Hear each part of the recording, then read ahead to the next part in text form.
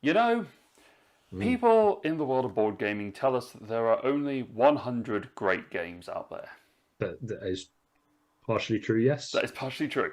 And we are going to cast judgment over Mm, those 100 mm, games mm. in this episode of Top of the Box. Hello, and welcome everyone. My name is Luke, that is Ross, Hey, and we're just doing something a little bit chill today. We're just going to go yeah, through some board games, see what our yeah. opinions are of them. We are basically doing a smash or pass on the BGG Top 100 as they are at this very moment because that list changes a lot. And Particularly the I, bottom end of it, I think. So yeah, yeah, it been does a little sneaking in bit. and out of. I Hmm. mean, Hmm. when I first did this list, I downloaded all the images for it, so I was ready for doing the Mm. editing on this, and I numbered them all up. I was like, okay, great, this will be fine. There won't be any issues here. And of course, like so many changes, even around like the 50s for some reason. The 50 Oh, section changed. really? That jumped around a little bit, which was kind of interesting. But there you go. So yeah, we're going to go through the top 100. We're just going to say Yeah. whether we would play them or whether we would pass on them. Basically, play or pass, I guess, more than smash. I feel like Smash is implying that you hate it so much that you're smashing the game up. With a hammer, But yeah. yeah, Well, we do play or pass is what we're going to be going on here. So we'll say about the game. We'll give a little description on BGG, the little one. If we need to get a little bit more information on it, Ross is going to take us through a little I bit will more do my with best. his encyclopedic ability to click Yes, on a listing in BGG. yes, yes, exactly that. So that's where we're going to go with it. So let's start off with number 100. Mm. Innis. Mm. Claim the crown through merit and wisdom in this Celtic island struggle. I have not played it. I've also not played it, so this is a great start to this video. This is how we're going to show you how the premise works. By the way, this is something that, whilst Ross gets listing up, is something that the brothers Murph did as part of their 1,000th YouTube videos. They went through the top 1,000 games and smash or pass them Jeez. in a live stream. So that took them like 3.5 Okay. hours to do that. It was impressive. Bless them. So yeah, Innis. Tell us more about Yeah, Innis, right. Ross. Yeah, I will happily. I mean, should we get a little bit of a rating in there? Or do you want to leave the rating out? How much do you want that to influence you right now? That's I the mean, I best can way. see it. I'm not really. It's number 100, Ross. It's Oh, up it's there. true, actually. So the ratings are up there. Okay, it's a 2 to 4 player game. Plays for about maximum 90 minutes, but always stick a few extra on there. And we've got a area majority, area movement, battle card driven, closed drafting hand manager. Basically, it's a bit of a combat area control game. Mm-hmm. Is probably the summary I would get from that. The one thing that I would throw out there off the bat sounds like a play for me a little bit. Okay. It sounds like it could be good, something interesting, something I don't really play a lot of. Mm-hmm. But the tiles remind me a lot of Spirit Island, and I didn't really like the art style in Spirit Island, and so that would maybe make me almost creep into the past bit. But I think a play. I think a play for me to try it out. I think I'm play as well. There's a little bit of mythology chucked in there. I think by the sounds of it, it's like Celtic Island struggle. That sounds like there's a Yes, bit of yes, I like mythology a bit of thrown in Celtic there. stuff. So it Yeah, sounds a yeah, yeah. little bit like that's going in there. I like my mythology, so why not? Let's go. Let's play. We'll do that as a play for our first one. Play. All right, number 99 is Raiders of the North Sea. This is the game that got Garfield games on the map, quite frankly, I think, in my opinion. Shem Phillips and S.J. McDonald just took this is the second game in the North Sea trilogy. You have a worker placement element where you put a worker down, you take one back, and you do two things. I think it's fantastic. Definitely a play for me. It's in my top, I think it's in my top 10, actually, off the top of my head. Wow. Oh, Fairly certain. spoilers, maybe. This will come out afterwards, I'm sure. Yeah, I'd say I don't know. which order are we doing it in? I Depending don't depending whether you've watched our other videos, potential spoiler. If not, great throwback. So yeah, The card's up there. Go look at it. we'll finish this video first. Anyways, probably a play for me as well. So Yeah. it's I literally no club. To be honest, I have a thinking suspicion that we're going to go through this and be like, we like board games, we want to play most of these, but maybe not. Maybe not. There's definitely a couple coming up that I'm like, Yeah, definitely. no, I don't want to. Yeah. All right, 98 is Caelus. Entrepreneurs pay workers and bribe an official to build a chateau and gain royal favour. That sounds like the driest euro ever. Yep. That's, Yep. oh my- that's- So bring it's it home for me, Ross. Bring it home. That's so dry. it's a 2 to 5 player Okay, with so a good. maximum play time on here apparently of 150 minutes, so it's a hefty game potentially. So 2.5, potentially 3 hours, 2.5 hours. Yeah, Okay. yeah, Plays best right. at three is what I've gathered from that. Okay. And then the categories: city building, economic, and medieval. But it's got like action queue, ownership, turn order, claim act. So basically, it's got a bit of like action claiming and stuff, and worker placement in there. So uh, I mean, I'd give it a go. yeah, I'm gonna say pass just for some variation. Yeah. Because if I saw this, like, I'm thinking, like, if I saw this on a shelf or I saw someone like You setting it wouldn't you up, wouldn't pick it up, yeah. would I run over and want to go play it or whatever? Probably not. No, I think probably a pass for me as well. Probably on that basis of it's on a shelf. Yes. You have Yeah. 100 games on the shelf. Which ones am I picking up to play and take home? Okay. 97 is Decrypto. Decipher your opponent's code before they decipher yours. Don't get caught. Now, So, mm, I feel like this is probably going to be one that you would play because it feels like it's a deduction game, which you are a fan of, and yes, it's a team deduction game it is. as opposed to. It feels more along the line of code names, Yeah, which I yeah. know you So are a fan of. absolutely.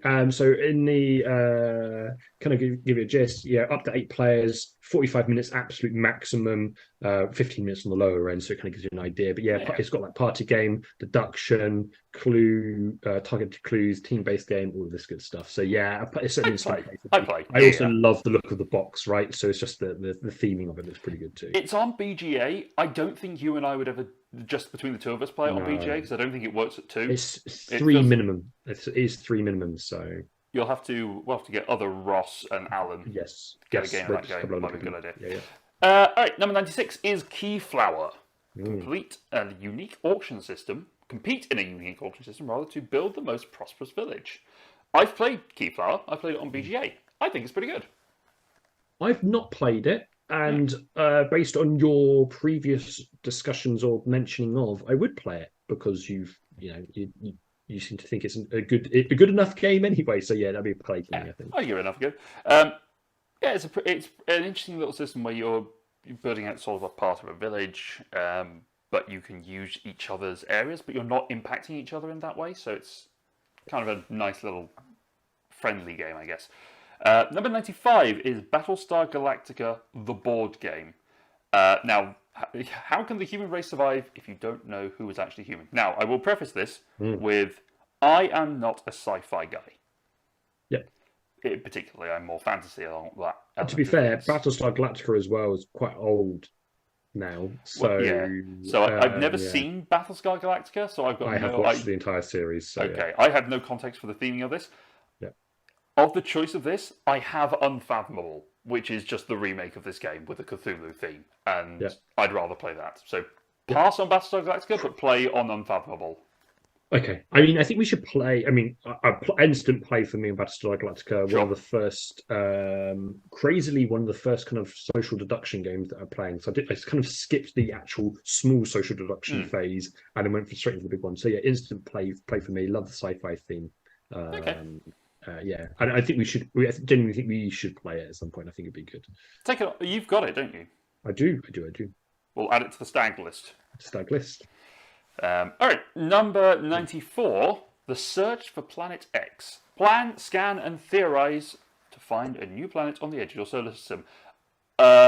Again, I think you would love this because this is a app-driven deduction game where you're trying to find Planet X, and there are specific rules as to what things we. So, like meteorites meteorites have to be at least in pairs. There has to be at least one meteorite adjacent to another meteorite in these sectors as you go around the board. I think you would love this. I think you would probably love to play this solo more than anything else. Because from what I've heard from other people that have played this, I mean, it's kind of like Turing Machine. Yeah. Okay. Yeah, if you played Turing Machine, you've got that puzzle that you're going through. I don't really care who wins the game. I just want to solve the puzzle. So I don't really care that you get it before me, because if you get it, I'll just say, don't tell me. I'm going to keep going and see if I can figure it out. Yes. So it's almost a game that you would just play solo, but you could play it semi-competitively, or at least you could just play it next to each other. Yeah. So play for me. I'd play it. I think a play for me as well. Again, we just talked about the sci-fi theme anyway, so it's probably almost an instant play just on that fact. Yeah, yeah. But yeah, everything else you just said, yes. Yep, sticking in space, we go to 93. El Grande. Use your Calaveros. Caballeros? I don't know. To control the regions of medieval Spain, keeping it clear for the king. Or keeping clear of the king, even. So avoiding the king. I mean, that art, or that box art, looks terrible. I've not played it. I've not played it either. It doesn't Do you want draw a bit me more? in. Go Do you on, want a bit more? Maybe, just in case. Give me a little more. It's a 2 to 5 player, 1 to 2 hour game. Or maybe it won't actually be because I'm going to read a lot of the things I read earlier. Action drafting, area majority, area movement, auction and bidding, hand management. It's probably about as exciting as the box art. Don't come for us though in the comments, please. We've never tried it. It probably falls into the same range as Kalis. Probably wouldn't pick it off the shelf. But if someone sat down at a con and said, "I'm going to teach you how to play this," I'd play it. Yeah. But I'm not going to actively seek it out. I mean, there's probably a reason why it's in the top 100 and you haven't played it, and it's a pass, isn't it? Because for that reason. So yeah. All right, number 92, Architects of the West Kingdom. Will you be a virtuous or nefarious servant for the king? Build your way to glory. Yeah. Play. I love this game. It also is in my top 10. I love this game so much. It's so good. It's not loads to say on it really. Just a good game. So play. Really good one. All right. 91 is Tainted Grail, The Fall of Avalon. Exploration, combat, and diplomacy in a dark Arthurian realm. Well, you've actually done my job here. So I know you read the tagline, but it's basically explained. I just read the strapline. Pretty much the sum of the game. I mean, it's a. I did have a look at this one because as I was going through, I was like, "Oh, this seems interesting." It's a game that merges Celtic and Arthurian legend and sort of slams them together into a narrative, story-driven game. That is a co-op, so I kind of think I would play this. The box art looks terrible. Yes, I think it does look a little. It looks a lot older than it actually is because this is 2019. It looks so much older. It looks like it's from the early. I was going to say it looks like a bargain bin novel cover. Yeah, do you know what I mean? A fancy novel that you're picking up, and that's what it looks a bit like. I mean, again, I've not played this before, but I've just scrolled down and looked at some of the mechanisms in it, and it says deck, bag, and pool building, and so anything with one of those three things in there, I'm pretty much on board. Cooperative, great, story-driven game. Yeah, it's a play for me as well. It's a play. Yeah, I'd love to play that. All right, number 90, The Seventh Continent. Journey through a vibrant but deadly land to uncover the key to lifting your curse. Give me some more, Ross. I need more. I will give you more. So it's a 1 to 4 player, but best played at 1 or 2. So I think it's a solo game, really. And then playing time is 5 to 1,000 minutes. So basically, but it's I know quite a bit about this. This would be a play for me. Okay. Essentially, it's a story-driven game again, but you have tiles that you're playing. So you've got cooperative game, hand management, modular board, all of this sort of stuff. Basically, you've kind of got a character going through the world, and you're trying to lift the curse, as you just said. So you're going on an adventure, essentially. So that sounds like fun. Sounds like something that you and I could get. You and I could probably lose ourselves in games like that. Like you just basically go away for a day and just be like. So, which are do this for a while. Just say inspired by the Fighting Fantasy book series, right? So I don't know if you've ever done those. No idea who they are. So it's kind of like that kind of choose your own adventure kind of style thing. So cool. All right. Play for both of us. Number 89, Obsession. Renovate an estate, manage servants, and pursue romance in Victorian England. This has had a real surge recently for some reason. I feel like I've seen this all over Instagram and various other places. Oh, maybe. Okay. Relatively recently, it's had a really massive surge. I think it's because it's become available on Board Game Arena, and people have gone, "Oh, let's try this." Yeah, makes sense. It's a game where you're just basically. We've played it on stream actually. We played it with Phantom Meeple a little while ago, and I like it. It's a kind of worker placement game.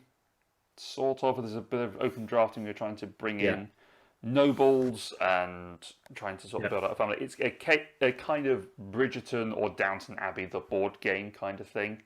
just trying to marry it off into the Fairchild family and all sorts of Yep. interesting stuff. It's fun. I'd play. It's a pass for me, I think. Okay. And I'm gonna literally, we said at the beginning, try to summarize it quick. I kind of feel like I've been really mean now, but I'm going to summarize it. It's boring. As far as I'm concerned, I think it's boring. I That's just fair. don't. I don't enjoy the gameplay as much. I don't enjoy the theme as much. So it's just a pass, I think. But That's fair. play it again. I'd play it again. I'm not itching to get it. You know, Yeah. I'll play it on BGA. Yeah. That's probably about as much as I'll do. 88 is Seven Wonders, the original Seven Wonders, first edition. Draft cards to build your ancient civilization and build its wonder of the world. Play. Play.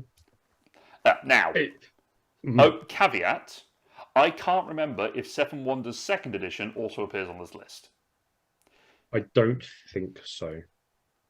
If it does, it's a pass because I'd play the second edition, if only because the second edition is 3 to 7 rather than 2 to 7, which the first edition is. I don't think it does. It might not. It does not. Oh, there you go. In which case, play. A different, although I mean, no, in fact, I'll leave that for later. Yeah, I won't. I don't know.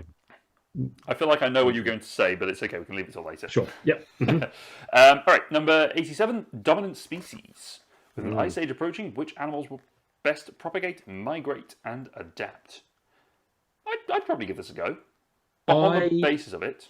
Yeah, I mean, it's a play for me as well because it's kind of been on my playlist for quite a long time. But yeah, 2 to 6 player, quite a long game, 2 to 4 hours to play, and it is an area control and stuff. But I think what the interesting bit behind it is around having the right species in the right territory and how you manage that. So it's not just like a rush to control area. There's a little bit more behind it, based on what's good for you and your species, basically. Yeah, I'd give it a go. It looks like fun. 86 is Beyond the Sun. Collectively develop a tech tree to fuel new discoveries and colonize space. This is a pass for me. I did not enjoy it when I played it on BGA, and I just spent the entire time going, huh? Have you actually completed a game on BGA? Because we attempted to play one, and then I was just like, I can't fathom how to learn this, and then we just I think we abandoned the game. To be fair, it's on my playlist, right? Because I was a computer gamer really before I was a board gamer. So like, tech trees are like, yes, give me some of that. And then again, the space theme. So I think it'd be a play for me, but I just need someone to have the patience to just teach me the game because for some reason I just can't be bothered to sit down and learn it. I don't know what's stopping me, but I can't. I've seen it in the wild, like at my game group at local game club game store Manus group. Someone brought it out to play a couple of weeks ago, and I just looked at it on the table and I was like, oh, it looks so unappealing. The other negative thing I've heard about this is there's metas in it, right? So there's like, if you get particular cards, you essentially are winning the game or very likely to win the game. That does suck the joy out a little bit. So a play, I think, just because I want to experience it, but fair. Could switch probably after. Soft pass for me. Okay, 85 is The Voyages of Marco Polo, using unique abilities, fulfill contracts, and reach your goals along the Silk Road. We have played this. We played this on BGA. Yes, we have. I liked it. Yes, I liked it as well. Yeah, it was good. I'd play again. It was good fun. Yeah, I kind of forgot that we played this, to be fair. But yeah, it was good fun, actually, yeah. So I'll play again. Yeah, play. And probably more Voyages of Marco Polo 2, because there's a second one for some reason. Sure. 84 is Robinson Crusoe, Adventures on the Cursed Island. Work together with friends or with Friday to survive on a deserted island. I have never read Robinson Crusoe. Me neither. I have not seen any of the Robinson Crusoe films. Me neither. I have no context for this game. Tell me more. Same thing. Okay, I can tell you more based on my encyclopedia worth of knowledge that I'm definitely not reading from the screen. 1 to 4 player game, 1 to 2 hours to play. It's kind of what you expect, probably. Cooperative games, some dice rolling, some area movement, some action queuing, some other bits. Yeah, essentially, it's a mixture of everything. Give us a little bit more of the blurb from it, Ross, because I think sure that's probably here we go. Takes the players on a deserted island where they play the parts of shipwrecked survivors confronted by extraordinary adventure. They'll be faced with the challenge of building a shelter, finding food, fighting wild beasts, and protecting themselves from weather changes, building walls around their homes, animal domestication, constructing weapons and tools, what they find, and maybe more right on the island, yada, yada, yada. There's some bit more, basically. So it's I a give that a survival go. game. Yeah, I give Would that I a give go. this a go? Would I play this game? I'm gonna give a soft pass because I don't want to just say I'm playing everything, but I think I'm on the fence really. I'm just being very harsh on myself and making myself choose between the two. Fair enough. All right. 83 is Lords of Waterdeep. Play. It's deploy agents and high adventurers to expand your control over the city of Waterdeep. I would say we're probably at the stage in our board gaming career where we wouldn't necessarily bring it out all the time because we're probably going towards some of the heavier games, but it is a very good intro worker placement game. And D&D theme. And it's one of the first games that you and I play, or at least we played together at a board game cafe. Yeah. So, play. Yeah, play. Yeah, it's a good game. Themes there, games there, basically, I think is the summary. All right, it's 2. Fields of Arle. Construct dikes, drain bogs, harvest flax, and tend to newborn animals in East Frisia. It's a play for you. I want to give this a go. Sounds so exciting, but yeah, it probably is probably so a Rosenberg game. It's an Uwe. It's an Uwe. It's a 2-player Uwe. I think. Very certain it's 2. 1 to 2 player. It's a 1 to 2 player Uwe game. It looks pretty interesting. It's kind of it's an interesting departure from some of his other games. So I'd give Fields of Arle a go. There's one photo here where the cow's upside down and I'm starting to wonder whether it's ill or dying or something. That just looks funny. So, what we got in here? Some automatic resource growth, highest, lowest scoring, income set collection, sort of solo solitaire game as well as we mentioned. But you can play a 2-player. So it's got. I'm all up for the really kind of dry, do some farming. I don't mind. I don't mind a dry Euro. Just don't make me feed my people. Number 81, Teotihuacan, City of Gods. Use your worker dice to raise the legendary and breathtaking Pyramid of the Sun. I can't get my head around this game digitally. I think I need to play it in the physical space to try and understand it and have someone teach me how to play this game because I just cannot get it on BGA. Yeah. I played it only on BGA. I like this game. It would be a play for me again. There's enough options and different things I can do in the game, I think. So, It's a soft pass for me, but I am starting to enjoy more of Board and Dice's games.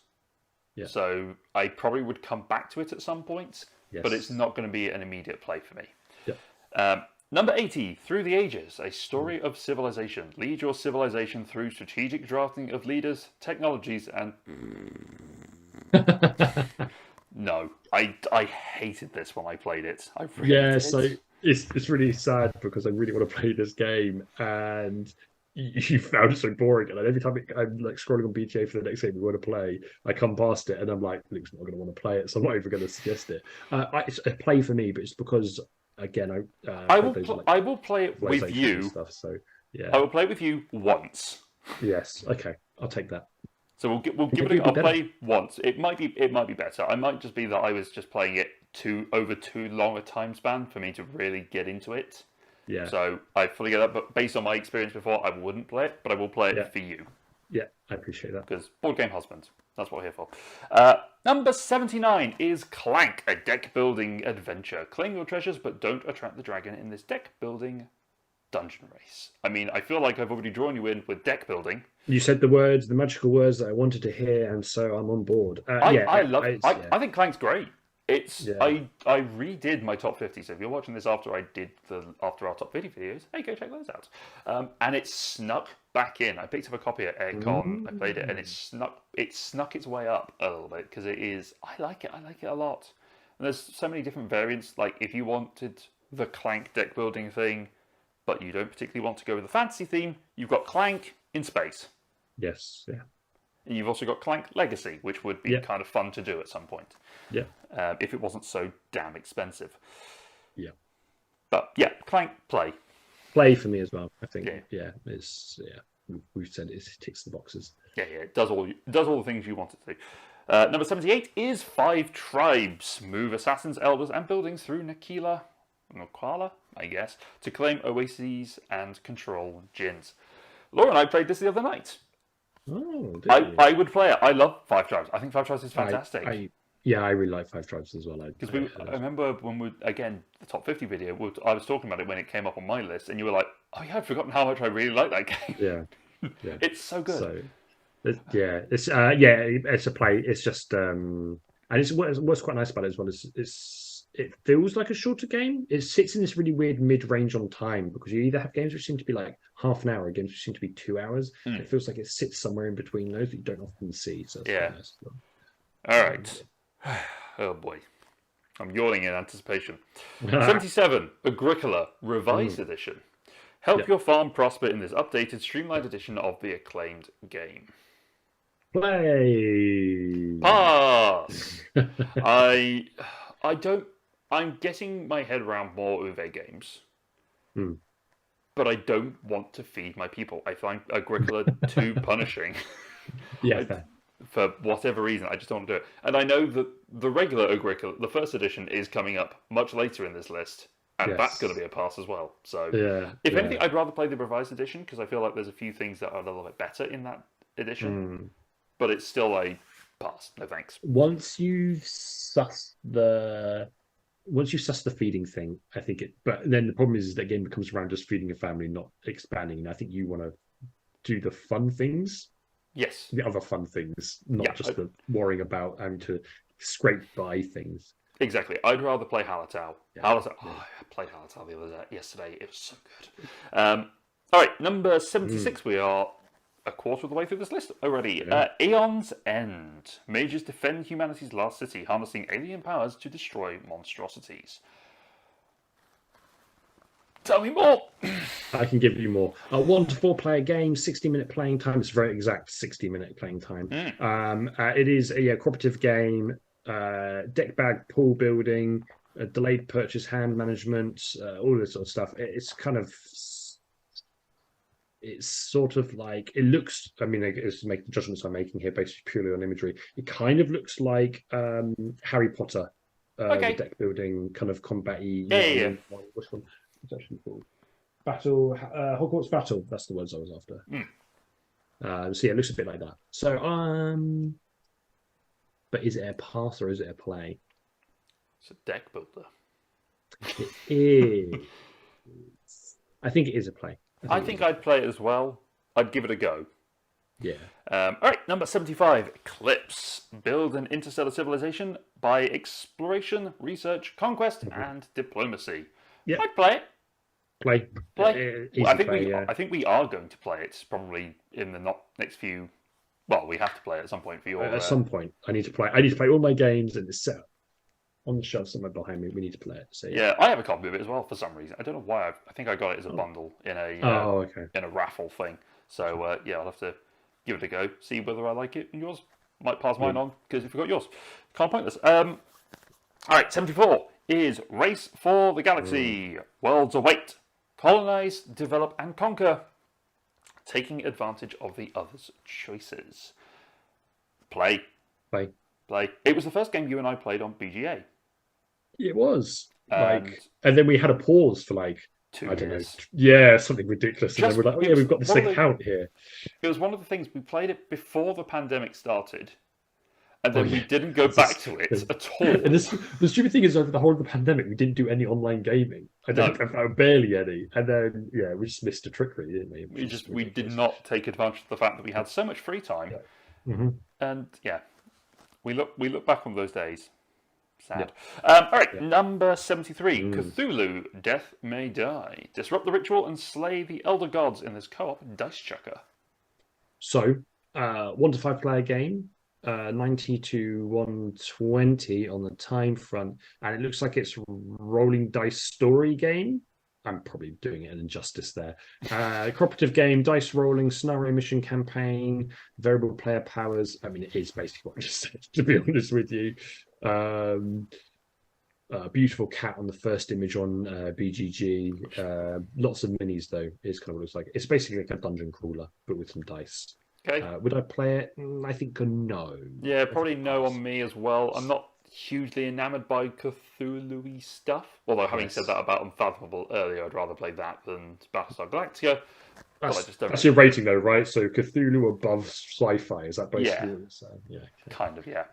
All right, number 72 Mm. is Azul. Artfully embellish the walls of your palace by drafting the most beautiful tiles. We play this all the time. Play It's easy play as well. Yeah. it's an easy play.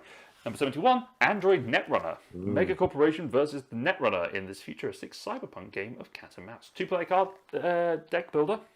Yeah, it's an easy play for me. Yeah, I Like play. the theme, like the asymmetrics of it. I actually think this is going to make no context in with time. We should play this tomorrow. This could be one of our games we can play tomorrow because it's Yeah, give it a go. actually so. Yeah. Yeah, certainly. Because I've played it once, like 5 years ago now. Yes. So, yeah, we'll give it a go. Number 70 is Heat. Pedal to the metal. Manage your race car speed to keep it from overheating. I don't know much about Heat. I know that it is more of a racing game than Yes. something like Downforce. Downforce, yes. Because it is an actual race. It's not a Yes. bidding game. I want to be really annoying and just say pass, just because this is so much hype behind this game, and I just don't know why. I just want to be like a bitter old man about it and just be like pass, just because it would have had so much hype behind it, and I kind of didn't really believe the hype. But yeah, I mean racing. Yeah, I'm kind of mad. I've got like Formula D, right, for example, which Yeah, I would just play instead of like picking up a new game, for example. So it's sure. awesome. I'd play it at a convention at someone else's copy if it was on the table and someone's like, yeah, Yeah. let's give this a go, but Yeah. pass generally. Number 69, nice, is Frosthaven. Adventure in the frozen north to build up your outpost through an epic campaign. I don't know where this is where we're going to start highlighting some of our issues around the BGG Top 100 ranking lists. Yes. Frosthaven doesn't feel like it's been out long enough to get to number 69. Yes. Yeah. Quite frankly. Well, it's everyone who played. Gloomhaven? Yeah, thank you. I don't know. I was struggling with the green bit there. Yeah, it's everyone who's played that is just playing this, and they're just kind of riding. It's remember that being rude. It's riding on the kind of coattails a little bit, isn't it? Of Yeah. Gloomhaven, I think. Probably. Now, that being said, I would probably play it. I've played a couple of scenarios of Jaws of the Lion. I like the system, so I'd give it a go. I'd play it. Yeah, I think I'd play it as well. To be honest, I keep hunting for like the chunky solo game that I could like leave out on the table or whatever and play, and it feels like this would be it. But there are solo scenarios for Gloomhaven. yes, yeah. All right, number 68, Grand Austria Hotel. Serve guests and prepare rooms to be the best hotelier in the Viennese modern age. You know what the box art on this kind of reminds me of, but not really, is a Faulty Towers for some reason. Like, that's just the vibe that I'm getting, and how I can't get it out of my head. If they did a Faulty Towers like special edition, yeah, they should. I mean, they should just do a Faulty Towers board game where you just like try to keep ridiculous guests happy, basically. And obviously the staff being ridiculous as well.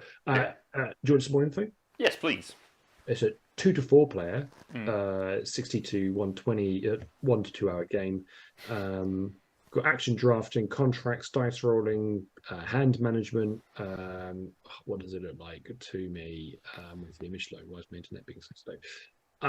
It looks like you roll some dice and you assign them to some things.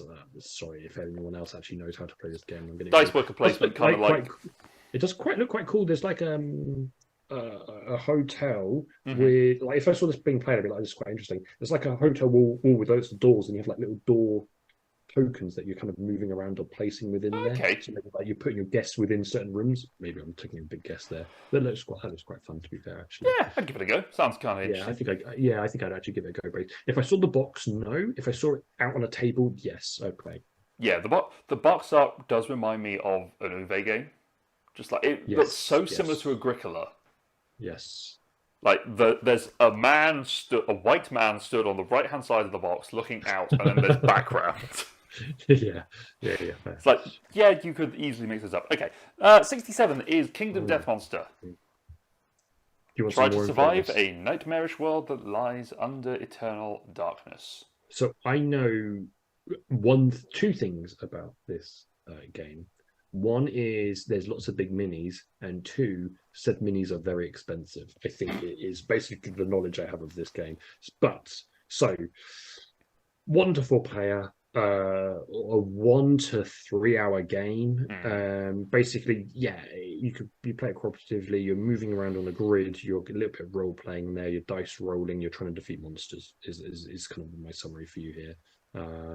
Embark alone with up to 3 friends on a 5-30 lantern year campaign, whatever the hell that means, with each year consisting of a cycle of hunt, slowdown, and settlement phases. So basically, it looks like in settlement phases you build a bit of a civilization, which lets you build buildings and stuff, and then you expand further. I guess that's kind of so.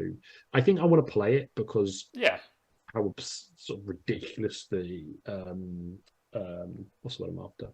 Hype. No, the pieces, the I see the production quality. The production is yeah. I'd give it a go. I've heard a lot about it through various podcasts and things, so yeah, I'd give it a go. Mostly the things that were taking the piss out of it, but yes, is what it is.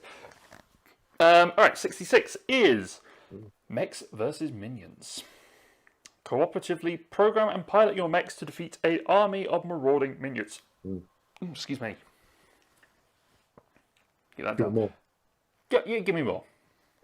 2 to 4 player, 1 to 2 hour game.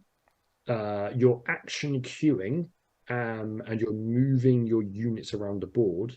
Now, this is, to be honest, an instant play for me because it's set in the League of Legends world, Runeterra. Gotcha. So you got all the. I mean, this is going to make no sense to probably most people. But there's characters in League of Legends: Corki, Tristana, Heimerdinger, Ziggs, and you basically take on the role of each of those characters to basically do this stuff. So, yeah. Wait, so did you say Ziggs was in it? Yeah, there's a character called Ziggs. Yeah. So. Never played it. I'd give it a go. The tagline of cooperatively program and pilot programming. I don't like programming games in general, but it doesn't sound like you're actually program. It's not a programming game. It sounds like that's a bit of a. It's a bit like Space Alert, where you're setting up a series of actions with cards, and then you run through those cards. Okay. So it's a bit like you're programming something to go like forward, right, and then maybe your opponent also moves into the position so that you can hit them. I think that's how the concept works, basically. Okay, maybe. Probably leaning more towards pass than play, mostly, because I don't like programming games. Just don't work for me. So probably not. Right, number 65 is The Gallerist. Amass a fortune and stake your reputation by operating a lucrative art gallery. Crunchy. It is crunchy because it's got quite a high weighting rate on here, to be fair. So it's a 4.2 out of 5 on weighting, so it definitely is a crunchy one. 1 to 4 player, 1 to 1.5 1 to 2.5 hour game. As I work out, if I do conversion of minutes in my brain at the same time. Area majority, commodity speculation, contracts, investment, open drafting. I mean, I'm really not selling it with that list of stuff. I think it's a pass for me. Yes. I'm trying to find. Oh, the box. No, does it? The box. I don't like the box art. It's not the box. The board is like this weird combination of very dull like colors and then really like vibrant like pink like player pieces and stuff. So I think it's a no. Pass for me. Pass. Yeah. 64 is what I would call the instant pass. Star Wars Imperial Assault. Play as Rebel or Imperial forces to fulfill mission objectives. I don't care about Star Wars. This would have to be a really good game to draw me in, and nothing on that sells it for me. I do like Star Wars, and I still think I would pass on this, to be honest with you. Sounds like it's a 2-player card game more than anything else. Yeah, it's got dice rolling, die icon resolution, grid movement, line of sight, modular. You just move pieces around the board.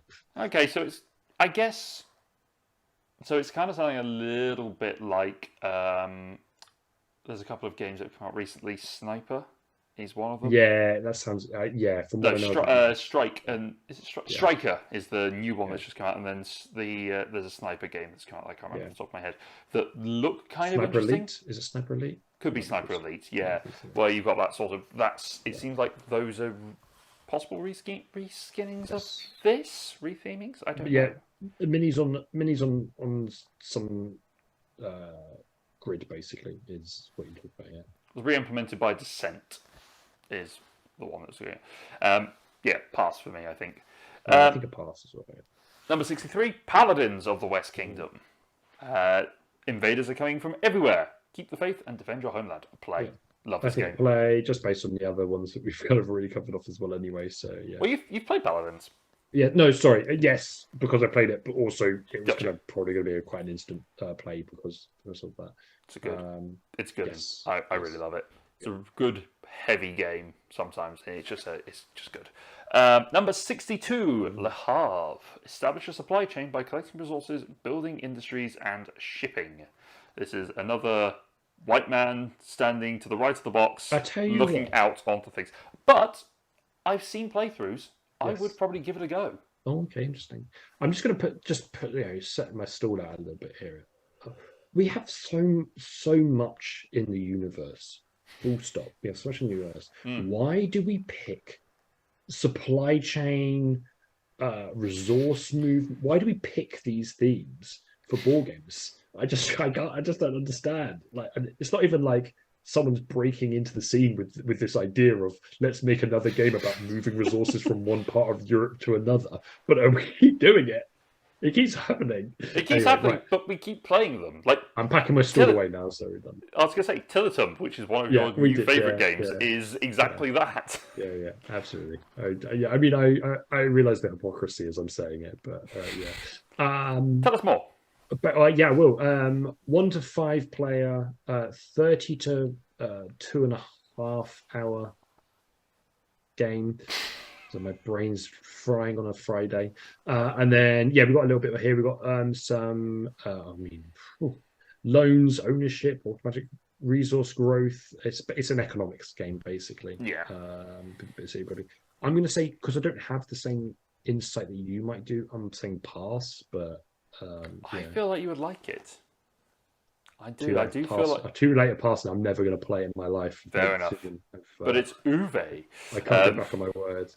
Yeah, I've got so many Uwe games, though, so you know. That's fair. I probably wouldn't buy it. It'd probably be a play if someone had it. Number 61 is The Quacks of Quedlinburg. Pull ingredients from your stock to make your pot bubble, but hopefully not explode. I love this game. I love this game so much. Play. Instant play. Clans of Caledonia is number 60. Lead your unique Scottish clan to economic might via production, trade, and export.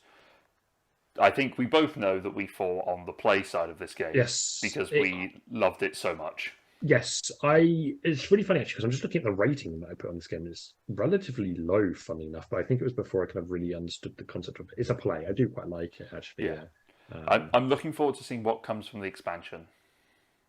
I feel like there's going to be some interesting stuff in there that will definitely not fit into the original box. No. That box, I always say it every time. That box is tiny. I just can't get it over my head. Yeah, it's so small. It's ridiculous. Yeah. All right, number 59 is The Crew Quest for Planet 9. Go on a planet discovering space mission in this cooperative trick-taking game. I have played through the entire campaign of The Crew Quest for Planet 9, and it's a pass. I'm not a fan. If only because two things. First of all, trick-taking isn't my favourite mechanism. I'm kind of... Yeah, this is why, I mean, I'm jumping in a little bit here. This is why it's a pass for me. I'm not really that fussed about trick-taking. Yeah, trick-taking, doesn't do it for me. If I'm going to play a trick-taking game, I will play the Crew Mission Deep Sea, which I'm currently playing through the campaign of at the moment. Gotcha. It's a better game. So I don't need, in my imaginary shelf, I don't need 2 trick-taking games. Yes. But if I have to take one, I will take the better of the 2. Yes. So, I owned it and I got rid of it. That's all I can say, really. Yeah. I know people love it. Don't at us in the comments. But if you want to leave a comment, by all means, go ahead. Please leave a comment. Just don't leave some hate comments. It's all it does is just push our video more into the limelight. Where more people will find our views and will also hate them. Number 58 is Power Grid. Bid, network, and manage resources in a race to supply the most cities with power. Give some more, because... Oh, I'm not ready. I thought we had enough just based on your wonderful description. I will give you some more. Just whilst I'm waiting for this to load, it's a play for me because I feel like I skipped this game when I got into board gaming, and I need to go back around and playing it. So we've got a 2 to 6 player, 2-hour game, which is auction bidding, catch the leader, income market, more auction. It's quite an auctiony kind of game, I think. I think my understanding is it's quite mathy. It is, I've heard that as well. But also, I'm a quantity surveyor, you do tech, IT stuff. Yes. We're both quite mathy people, so it's not going to be that much of an issue for us. So I'd probably play it. I'd give it a... Because it's one of those things that you hear about it a lot, and you feel like you probably should give it a go at least once. Number 57 is Lisboa. Compete to reconstruct the city of Lisboa after the Great Earthquake of 1755. Play. I really want to play this again. I really want to play this again at some time. I really want to. In fact, I want to own this game because I know the box art isn't that amazing, but I just love the colouring on it, and I really want it. And It's a big, heavy game. I mean, we played it on stream. That's available on the YouTube channel. It's about here somewhere. And it took us 4 hours to play it on Tabletopia, but we were, interacting with people as well whilst we were playing it, and it was our first time playing it, so it was a whole big game. It was good fun. Yes, I remember enjoying it. You enjoyed it more than I did. Yeah, I think I got stuck on the artwork a little bit. It's just like, this isn't that pretty, but but I mean, I liked the shocking colours almost a little bit. I mean, just dissed it on a game, not probably like 10 games ago, where I'm like, it looks like boring beige and then some shocking colours, but it looks nice in this. I like Portugal as well, so that helps as well. Like that builds up, a little bit. So really. In fact, I kind of want to own this, to be fair, but it's expensive. It's a problem, which is why it is a pricey game. Yeah. Math Trades or Breaking Fights, that's what we're looking for. Yes. Number 56 is Zolkin, the Mayan calendar. Lead your people, build monuments, and make offerings to earn the favour of the god. I will put this in the play column because I want to see those gears work in real life. Yes. Because I've only played it on BGA. Yes. I like that gear mechanism. Not sure I necessarily like the game that much, but I did like the gimmick. And I want to see it in person. Yes, same thing. I want to play it in person, watch those gears actually work both in my brain and on the board. Yes. Number 55 is Sleeping Gods, Voyages of a Steamship Manticore and her crew in the Wandering Sea. Play from me. Do you want some more? Or no, I've got enough because I know it's a Red Raven story-driven game. Yes. Big campaign game. Yes. You are partway through it. Yeah, I'm going to say part way. Yeah, I've played a couple of games in actually to get it back out onto the table. They're going to get involved. I think it is very much who you play it with to get like you have to get absorbed in the story to get the best enjoyment. Yeah, out of it, is basically what I would say on that. So basically, you want to play it with me, not your wife, is what you're telling us. Danny's very much like the how do we? I mean, a little bit funny enough. How do we solve this problem rather than how do I? Appreciate why play through sort of thing, but that sounds a very Scoon kind of reaction as well. A little bit. Yes. So it's a bit of play. It's easier to play. Number 54 is another Villa Lacerda game. It is Kanban EV factory workers optimize and innovate to stand out at the big board meeting. This is a play for me. I watched the Brothers Mirth play through this, and I was just like, oh, this looks so big, crunchy, Euro-y, and I like it because I love that there's as all of his games are, by the way. Yeah. Because I love that there is a human resource person that just wanders around and chastises you if you haven't done enough work in certain things, just as they're wandering around. I feel like it feels like it would be a lot of fun to do, and it's very thematic. You lose a lot of points very quickly, but it seems like it would be quite fun to do. Yeah, a play for me as well, pretty much for all the reasons that you've just said. Also, it looks really pretty. Yes. like Lisboa doesn't look that pretty to me. Kanban EV looks very pretty. Number 53, Maracaibo, Seafarer's Journey to Obtain Wealth and Fame in 17th Century Caribbean. Pirates is what I've got here. Yeah, 1 to 4 player, half an hour through to 2 hours. What we got? We got hand management. We've got income. We've got. So I've loaded the page wrong. We've got set collection, tech trees, track movements. I'm putting it in the Explorer map with some different ways of doing that and score some points. Yes. Great, but I won't play it. No, I don't. I'm not feeling it either, to be honest. All right, number 52 is Mansions of Madness 2nd Edition. Unravel the mysteries at Arkham with your investigative team in this app-guided game. I want to give it a go. I want to give it a go at least once. Yeah. That's it. Yeah, play, done, sure. Move on. Easy, done. Give it a go. Number 51 is Pandemic Legacy. Can we just bundle 50 and 51 in together? Surely we just do those. Not quite, because they are different. Sure. So, number 51 is Pandemic Legacy Season 0, where you work together during the Cold War to prevent a Soviet bio threat. Now, I have played a demo scenario of Pandemic Legacy Season 1. Yeah. We played it on... Did we play that on stream, or was we going to and then something tech happened, so we didn't? We just played it. I don't remember. You weren't there. We played it and we got destroyed by it because it killed us almost immediately. Sure. But the theming of it uses the pandemic mechanisms, but it's a different theme to it, which I think is kind of interesting. So I would play Pandemic Legacy Season 0. I think it'd be interesting to give a go to, in comparison with what is coming up at number 50 and much higher up on the list. Sure, I will say, I would give it a play just to play one of them. So I can pick one of them, play them, and then the other ones I would pass on, maybe. Okay. But I'll probably say play in this instance. So we can play together, obviously. Yeah. Pandemic Legacy Season 0 is our number 50, which is why Ross wanted to merge them together. The world is a mystery after a devastating pandemic. Where will your team go? So, follow up to Pandemic Legacy Season 1. I feel like it never reached the same heights as Pandemic Legacy Season 1, which was number 1 for quite a while. Yeah.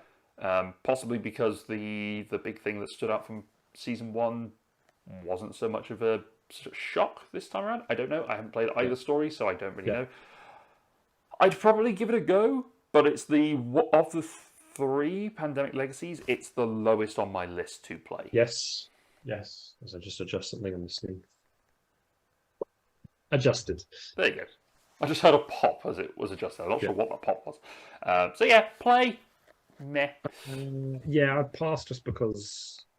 Played it. I really wanted to play legacy games, but then the idea of essentially not really being able to play the game again. I know you can play like one left over afterwards with whatever's left of the stuff, but the reason why I'm enjoying this experience is to do the this is new or different as I'm going through and I'm exploring the world a little bit.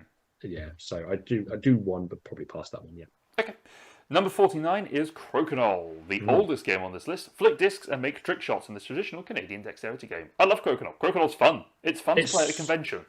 It's so weird. Yes.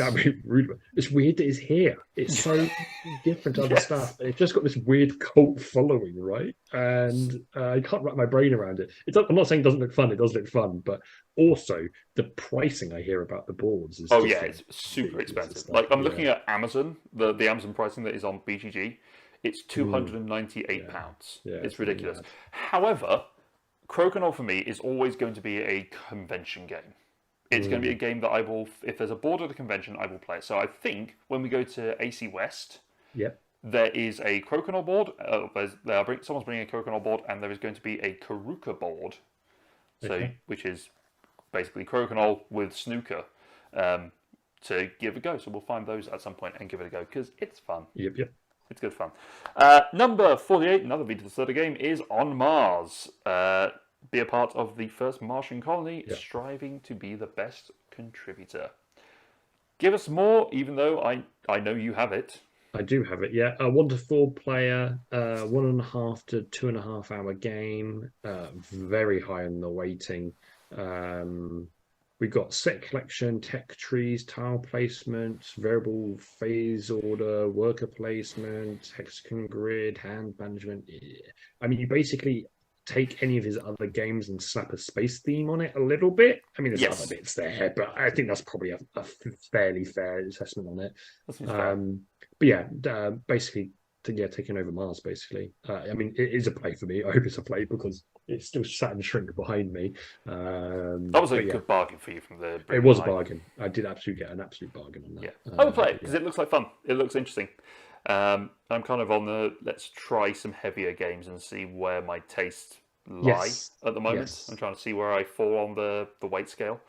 If nothing else, has cute minis. I think little Yes. rockets and rovers and stuff. That is true. Number 47 is Cascadia. Create the most harmonious ecosystem as you puzzle together habitats and wildlife. Play. Love Cascadia. It's a great game. Play as well. Yeah, really good puzzle game. Absolutely love it. Yeah. Really good fun. Better for me than Calico or Verdant as far as those go.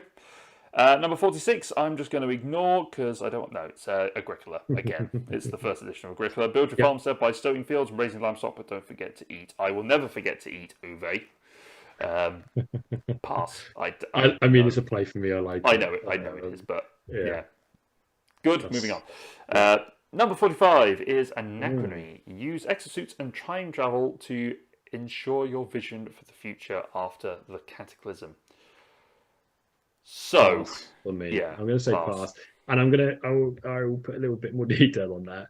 In that, I feel like they had a really talking about boring themes earlier. What a great theme that you can go or theme and mechanism like joined together there, where you can go basically borrow resources from yourself in the future. If you don't pay them back when you're in the future, you kind of lose victory points. Like insane, like great idea, but then it gets swamped with like mechs, like buying mechs so you can do actions and all these other things. And I think you just strip some of that stuff back a little bit, and you could have a really thematic and fun game. And I think it just got a bit lost in everything. So it's a pass for me. Yeah, it's a pass for me. We didn't really enjoy our play of it, so that's all good. Number 44 is Blood Rage. Ragnarok has come. Secure your place in Valhalla with epic Viking battles. Do you want some more? I mean, we've played it. I was waiting for your response to see what you thought. Oh, interesting. Okay, it's a soft pass, I think, for me. Like, I did quite enjoy playing it, but like when I'm sitting down to play a board game, this isn't really what I want to get out of my board game. Like, I've got, without being ridiculous about it, I've got like computer games and stuff that do this better. Is kind of my response I feel like this sort of area control game doesn't necessarily work very well at 2 either. So I feel like it's probably one that you would want to play with more people. It's kind of like, I guess, if you're going to play a board game version of this, you'd probably want to play Small World, knowing you. Yes. As a comparison for Blood Rage, even though Blood Rage has a little bit more going on to it. I don't think it works particularly well at 2, as most of these area control games don't necessarily. Probably a soft pass for me as well. I get what you're saying. You could just computer game it, would be fine. Yeah. Right, 43. Back to Uwe is Caverna, the Cave Farmers. From a simple cave, expand your dwarven home through mining, agriculture, and more. Yeah. Pass for me. Sorry, play for me. Sorry. Whoa! Yeah, crazy.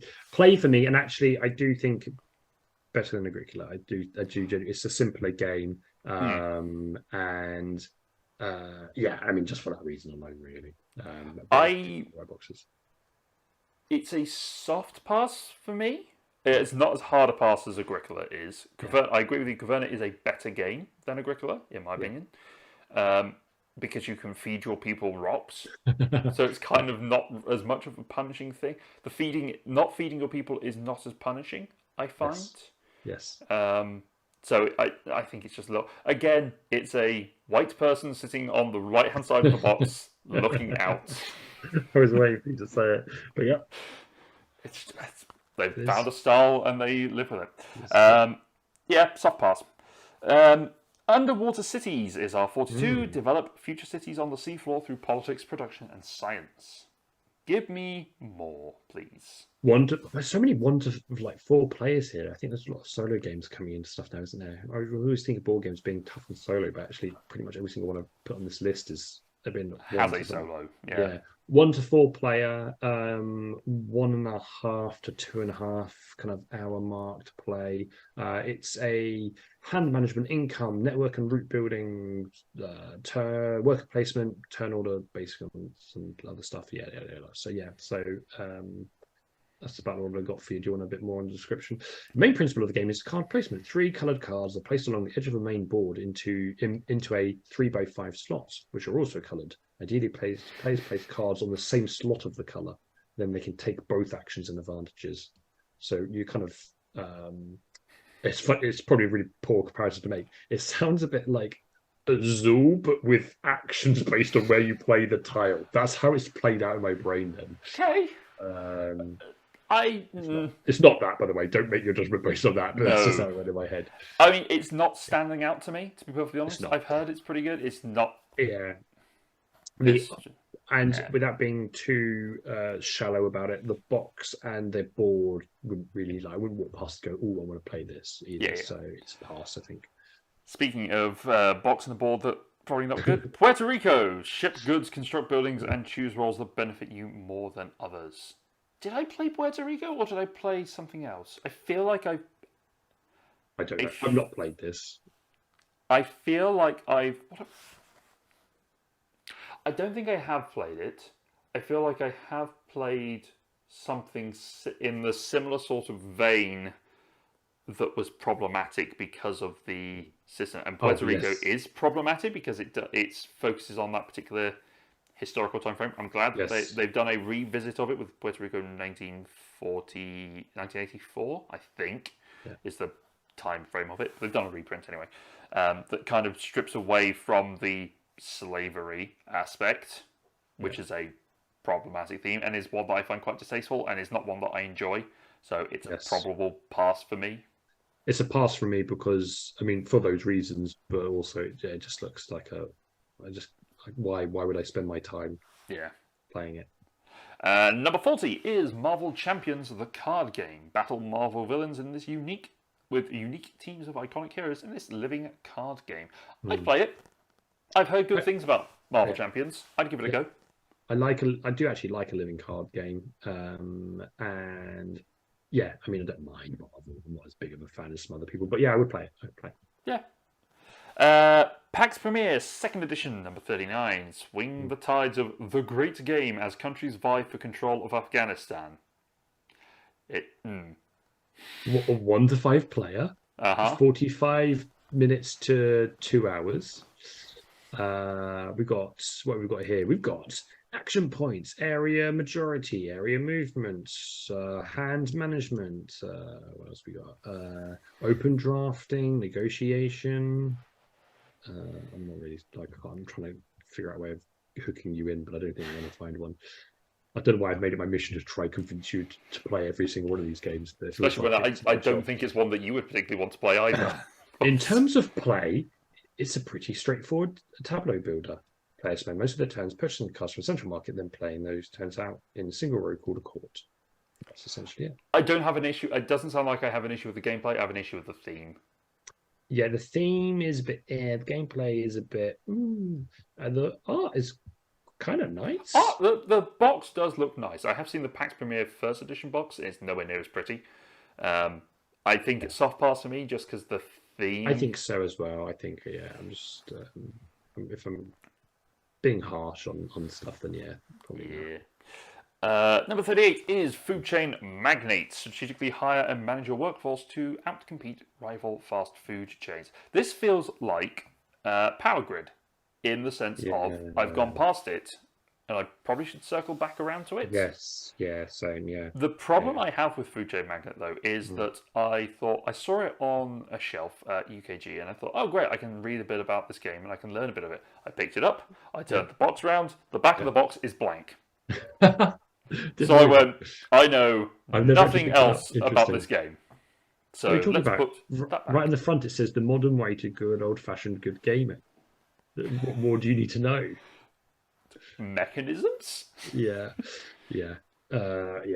Yeah, I would play it. That was your cue, Ross, to give me some Oh, you actually mechanisms. want mechanisms, right? Yes, Sorry, I thought please. you were. Okay, sure. I know nothing about food chain I will magnets. do you. I will do the job that The powers that be assigned to you, yeah. and the No, that powers that be me. the game box didn't do for you. 2 to 5 player, 2 to 4 hour game. So quite a long game. Deck bag or pool building, delayed purchase, income market, modular boards, open drafting, simultaneous action selection, victory points as a resource. I'm just throwing all the things out here. I'd give it a go. I think it falls is like in the power grid kind of thing of probably should give it a Yeah. go. It's a known quantity for a lot of board gamers that I've never played. So I mean, again, it's, when you haven't got much on this, all you got art is a bit like I know what they're trying to do with that sort of it's a 50s style, 50s isn't it? style, but it's just a bit boring. Yeah. But I actually know I'm going to say pass. I think I'm going to say pass on it. I think. All right, number 37 is Too Many Bones. Toss globs of unique dice in an epic adventure en route to a final boss showdown. I've heard good things. Yeah. Tell me more good things. 1 to 4 player, 1 to 2 hours. Deck bag, pool building, dice rolling, hand management. What else we got? Role playing scenarios, missions, tech trees. I mean, it's basically all that. If that's probably was too rude, I was about to say carbon copy. It's not really, but it's very similar to the other stuff that we've already mentioned, right? It's a campaign game where you have a character that, and somehow varying on the game, you can manipulate your abilities, and then you try to defeat stuff with dice. Yes. Yeah, I'd play it. Yeah, sounds interesting. Yeah, it sounds good, looks good. So yeah, I would be up to it, and I've heard good things as well. So yeah. Number 36 is The Crew Mission Deep Sea. Yeah. Dive into the deep sea with this cooperative trick-taking game. Play because I'm playing through the campaign at the moment. I feel like once I came to the end of the campaign, I wouldn't need to play it again. Yeah. But if I have space for a trick-taking game, this would be the trick-taking game I would take. I think just a pass. Again, trick-taking is just really not. The theme's not really sucking me in. I'm just a bit like... Yeah, oddly, you probably want the Quest for Planet 9 theme with this game. This gameplay, yes, exactly. Although I have to say the theme does not run through it particularly well as far as I've found so far for me personally. But there we go. Number 35 is what we're sticking with. Water is Barrage. Nations vie for hydroelectric dominance. Thank you. In a dystopia where water is power. We like this game. I do actually like this game. This is a play for me. Play. I really like it. And we should play. In fact, we should put it on but we should just put it on the play to play soon list. Yes. So, yes. Easy one to do because it's on BGA. Yes. Number 34 is Great Western Trail 2nd Edition. Wrangle your herd of cows across the Midwest Prairie and deliver it to Kansas City. Play for me. I really like Great Western Trails. Deck builder, rondelle, good stuff. I know you aren't as keen. I think you need to try it in person. Yeah, I think it's a soft play. I think that's soft play. Interesting. Okay. Soft play. I think. All right. Right, Viticulture Essential Edition is number 33. Create the most prosperous winery in Italy from the Tuscan vineyard you've inherited. Play. We love viticulture. Yeah. Both of us. Yeah, play. Easy enough. Number 32 is Mage Knight board game. Build your hero's spells, abilities, and artifacts as you explore and conquer cities.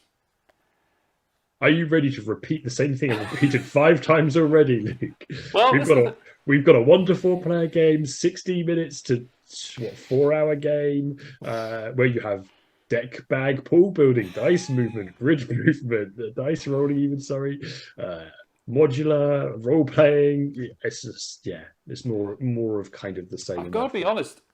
If I had to choose between Mage Knight and Too Many Bones, I'd go Too Many Bones. I don't know what it is. I think the art style of Mage Knight just doesn't do it for me. But then if I take that one further, I think I'd actually again, it's not based on a lot. I think I'd play Seventh Continent over all 3 if we're going through that down that realm of things. Yes, Seventh Continent seemed really interesting. So I think probably a pass on Mage Knight. Yeah, same. Number 31, Everdell. Gather resources to develop a harmonious village of woodland critters and structures. I am conflicted with Everdell. I feel like I've played Everdell enough that I Never don't want to have play to it play again. it again. Not that I Yeah. never have to play it again. I do have to play it some more. It's Yeah. on Laura's 10x10. I do have to play it Yeah. again. But there are 5 different expansions at this point. I think 5, maybe 4. Yeah. There's a lot of different expansions. I feel like if I added in one of those expansions, it would be like adding the Scoundrels and Skullport expansion to Lord's Waterdeep, or the Pantheon expansion to Seven Wonders Duel.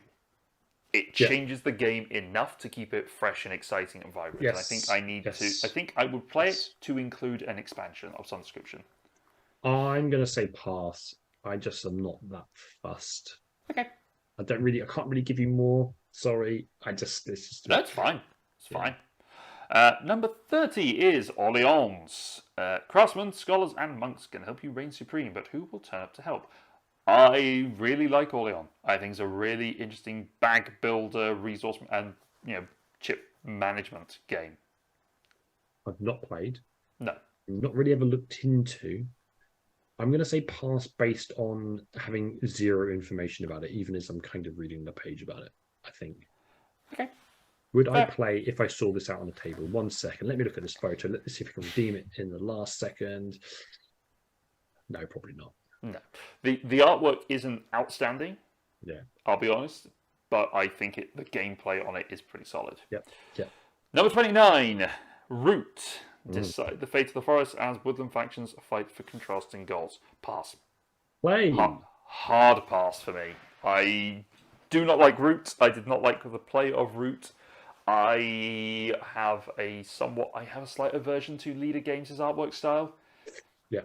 Which really puts up a hard barrier to me. But I think Root, the problem I have with Root is that in order to play successfully, you need to understand how to play every role that is being played at the table. I think it's too high a barrier for me personally.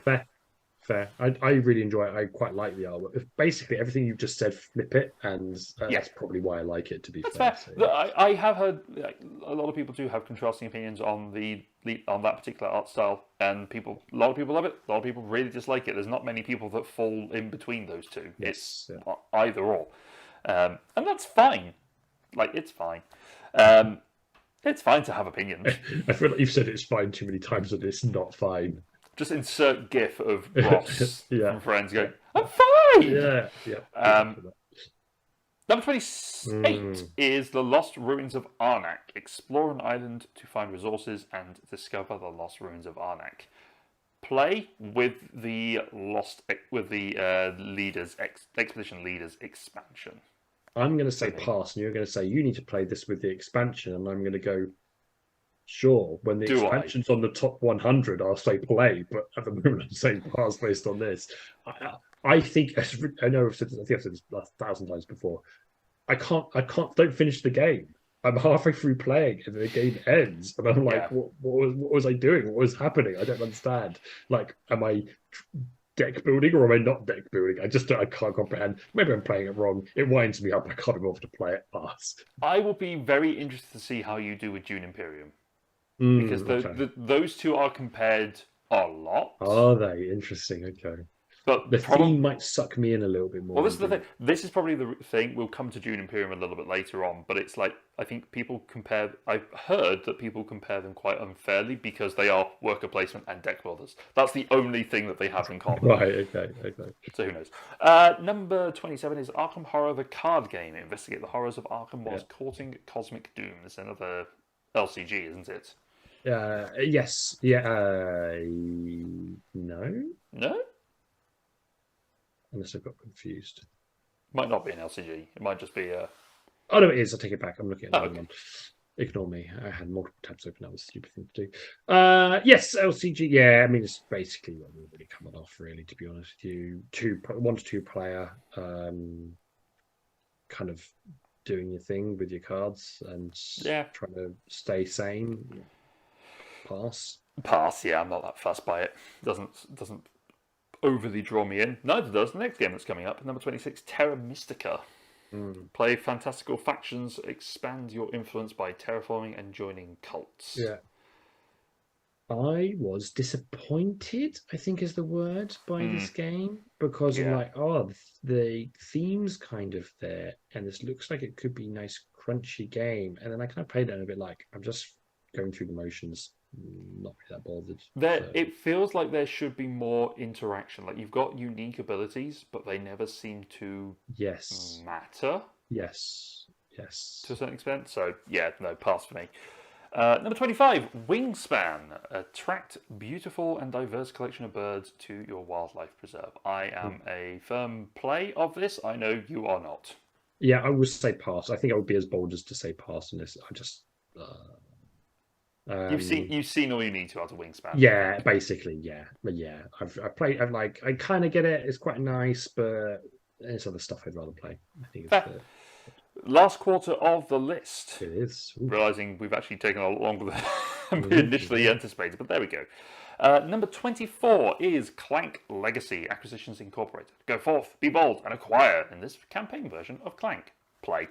Yeah, I do. play. We've talked about Clank already. I'd Yeah, play a legacy version of Clank. yeah, That sounds like fun. yeah. Number 23, Feast for Odin. Puzzle Mhm. together in the life of a Viking village as you hunt, farm, craft, and explore. Play. Yeah. I'll play this. Play. Yeah, same. Yeah. I've played it a fair bit on BGA. I don't Yes. think I still don't think I want to get it to the table. Yeah, I don't know about the pieces. I was never nervous about as a physical game. But yeah, definitely digitally. Yeah, play. Definitely a play.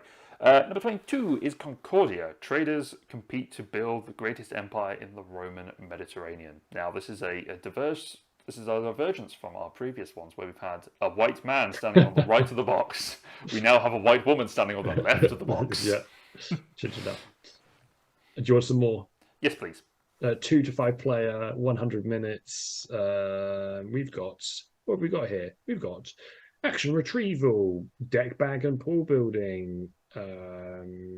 We have some open drafting, movement points, hidden victory points, set collection, more other things that do those things in those games that you sometimes play. Hmm. It's a pass. I think a pass for me. I Pass. think. Yeah, I'm not really tied into it that much. Traders in Europe. Yeah, We're there again. yeah. Number 21, Eclipse Second Dawn for the Galaxy. Build Mm. an interstellar civilization by exploration, research, conquest, and diplomacy. Play based on the fact that we said play for Eclipse. So Yeah, I feel like I'd play that. I would probably play this before the first one, or rather to compare the yes, two. yes, If I had a hierarchy, I'd probably play the second one, but it doesn't really, just because yeah, it's slightly yeah, newer and shinier and probably has streamlined things a little bit. yeah. Number 20, Brass Lancashire. Test your economic mettle as you build a network in the Industrial Revolution. Play. I'd give it another go. Yeah, definitely. Yeah, there's not Been much more to be been said. a hot minute since we played it. Yes, it has. It has. Number 19, Nemesis. Survive an alien-infested spaceship, but beware of other players and their agendas. I know you have said you'll never play this game. Absolute easy play for me. Absolutely easy play. I'd give it a go. I'll play it. It's basically, well, for me, it feels like it's Battlestar Galactica, but I'm actually moving around a ship. Yes. You're actually doing something. Yes. It's not just a social deduction game. Yes. So yeah, that's a play for me. I'm really keen to play actually. Yeah, that's fair. Number 18. So I was trying to let yawn pass. Number 18 is Seven Wonders Duel. Science, military. What will you draft in this head-to-head version of Seven Wonders? I like Seven Wonders Duel. I love Seven Wonders Duel. It's great. Pantheon expansion makes it essential. Yeah, a Seven Wonders Duel, yeah, I would play. I sometimes have a bit of frustration with the science thing because I do think it can be a little bit slightly heavier weighted just on the games I'm playing, but I don't know. But yeah, I still play it. I think it's a good game. Play. Castle of Burgundy, 2011. Plan, trade, and build your Burgundian estate to prosperity and prominence. Look over my shoulder towards my special addiction box. Yes, play, actually play. Well, no, specifically this is the 2011 edition. I would still play this version as well, to be fair. I would, because people that I play with on BGA insist on playing it because they're familiar with the old artwork, whereas I am more versed in the newer artwork, so I'm sort of simultaneously trying to translate it for myself. So play. I don't mind the Castle of Burgundy. I think it's a good game. it's a lot of people like to play it, and I like to play Yes. it with people who like to play the game. So, Yeah. 16 is Scythe. 5 factions vie for dominance in a war-torn, mech-filled diesel punk 1920s Europe. I'm Play. gonna I'm gonna say play, but I need to do a slight caveat on it, which is Ooh. I feel like I've played. I haven't really played a lot of Scythe, but I feel like I've almost played too much Scythe now, and even the expansions don't really like draw me in. And it's crazy because I actually really like the game. I really like the theme. I really like everything, but I'm just a bit like, yeah, okay, sure. I think play, but yeah, it's actually maybe a Interesting. softer play. I'm surprised by that. I thought you'd be much more heavy into it. Yeah, I haven't played it a huge amount. I think there is probably a couple of expansions which are map based that change the map up a yes, little bit that might draw your interest a little bit. Like yeah, there's a one yeah, which is designed for 2 players, so maybe give that a go. yeah. But hey ho. All right, number 15 is Great Western Trail, the first edition from 2016. Use strategic outposts and navigate danger as you herd your cattle to Kansas City. I'd rather play the second edition. I can't It's even remember what I said for the second edition, but I'm going to say pass on this one. I don't really know. There you go. So yeah, I like Great Western Trails. I like the second edition. I played the first edition on yeah, BGA. I don't need to play the first edition because I have the nicer, prettier looking second edition. Yeah. These guys just look like it's just guys standing, staring off, possibly looking constipated. yes. It's unfortunate. 14, Twilight Struggle. Relive the Cold War and rewrite history in an epic clash between the USA and USSR. Pass. None of that interests me. Yeah, I keep seeing. I've seen this game crop up loads of. I mean, obviously because it's still in the top 100, and every time I'm like, oh, I kind of wanted to see what it's like out of morbid curiosity more than anything else. But I think I'm going to say pass. I think because I wouldn't like actively seek it out. Right? I don't know. I don't know if Twilight Struggle is part of the coin system of games, the counterinsurgency games. But I know Root is of the counterinsurgency, is based on that system. And Gotcha. I want to try them because I've heard a lot of good things about them. But at the same time, I really dislike the gameplay of. I really disliked my play of Root. So I don't know if I'd have the same thing. It might just be that war isn't really a theme for me. Yeah, which is entirely plausible and is fine. Yeah. Like it's not an issue. Speaking of a thing that's not really for me, Through the Ages, a new story of civilization. Rewrite history as you build up your civilization in this epic card drafting game. Sounds like we've got like a bit of deja vu going on here. It's the second edition of Through the Ages. Yes. It's a pass for me, but I will play it with you once. Yes, sure. That's that we can move on. Yep. Number 12, Gaia Project. Oh, would you play or pass that? Sorry, just as a a play, I guess. Okay. Number 12 is Gaia Project. Expand, research, upgrade, and settle the galaxy with one of 14 alien species. This is Terra Mystica in space. Pass. So even with the space theme, I think it's still a pass for me. Yep. Number 11, Spirit Island. Island spirits join forces using elemental powers to defend themselves from invaders. You had this, and you got rid of it.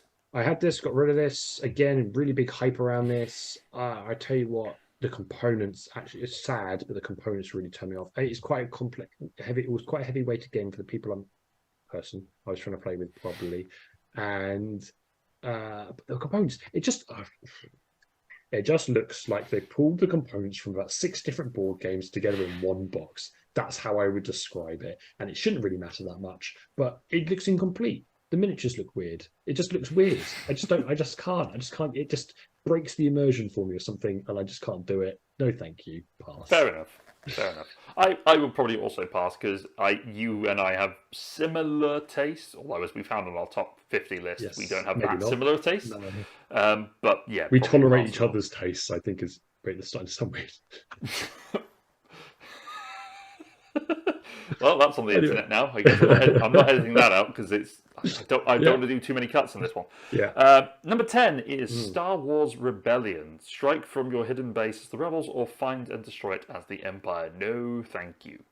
Yeah, again, even with the Star Wars thing, and you know what, Star Wars thing is almost a turn off really more than anything. Actually, I do like Star Wars, but I just Nah, Yeah, pass. nah.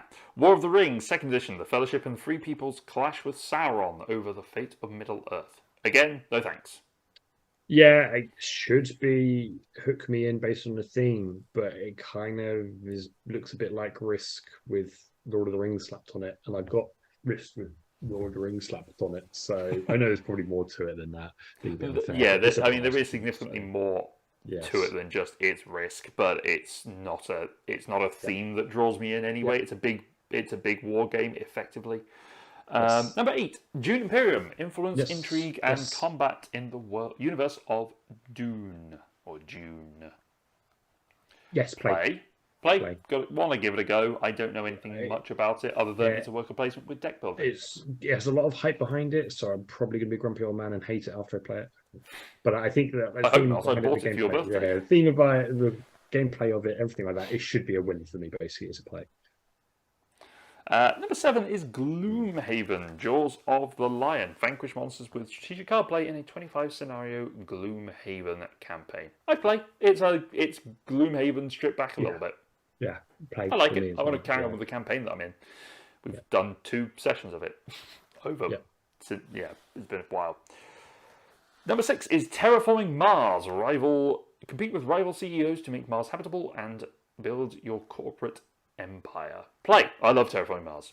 Yeah, play as well. Yeah, like the theme, Very, like the game. It's good. very easy one. I know you prefer the Ares Expedition. I do. Yes, I I prefer the base game.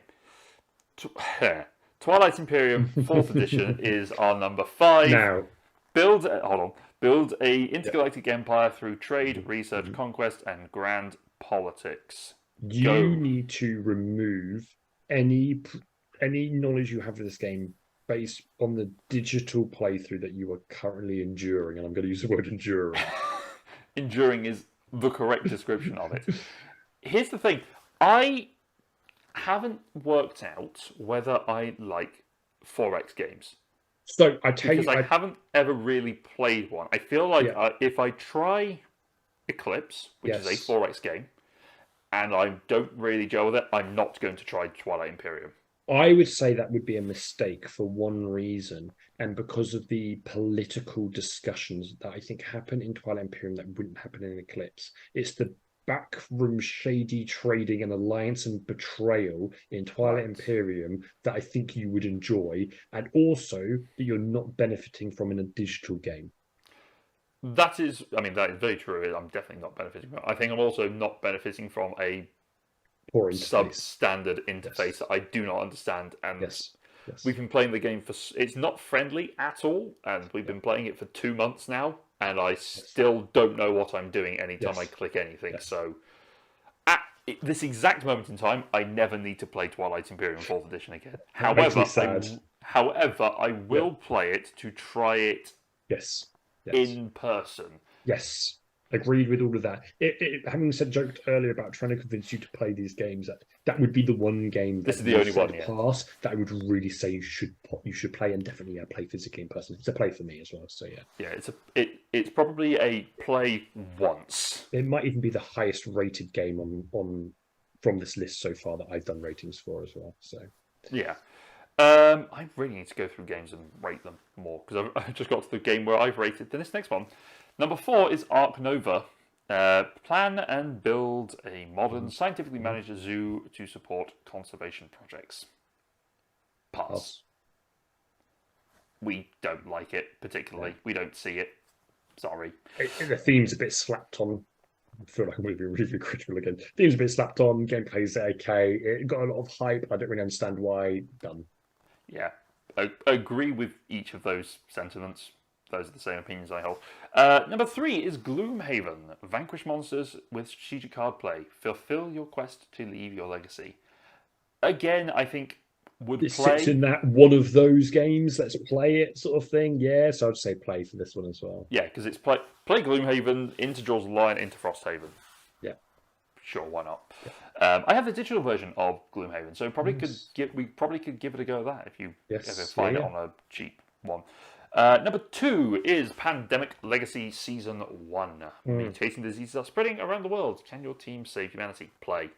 Yeah, I want to play Pandemic Legacy. I want to play the Legacy game that started the Legacy game stuff. So yes, I have a copy. We should play it.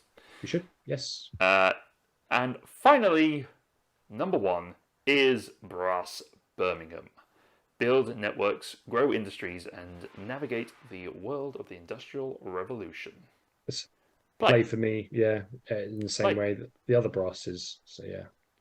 And that's it. That is our whistle-stop tour of the BGG Top 100. Whistle-stop, yeah, it's taken us an hour and 37 minutes that this recording is going at the moment, but I will edit it down to a tight 1:30. Yeah, so yeah, hopefully you've enjoyed this. Let us know what you think of any of the games that we have talked about thus far. If you like what you see, give us a like, give us a subscribe, and we'll see you in the next video. Thanks everyone. Goodbye. Bye-bye.